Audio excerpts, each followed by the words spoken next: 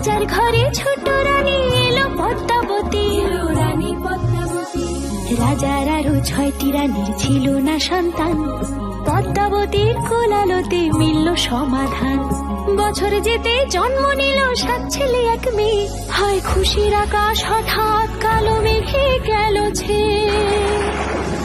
হিংসেতে যায় জ্বলে পুড়ে বাকি 6টি রানী, যুক্তি করে ঘটায় ওরা 7 কুমারের হানি।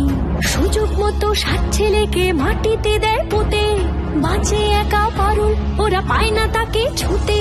ধাইমা বাঁচায় সেই মেয়েকে বড় করে তোলে, 7 ভাইকে পায় যে পারুল 7টে চাপা ফুলে।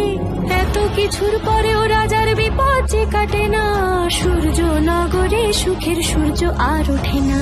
হিংসা বিবাদ বিচ্ছেদ আর প্রেমের কাহিনীতে পারুল বোন কি পারবে 7 ভাই চম্পাকে জাগাতে।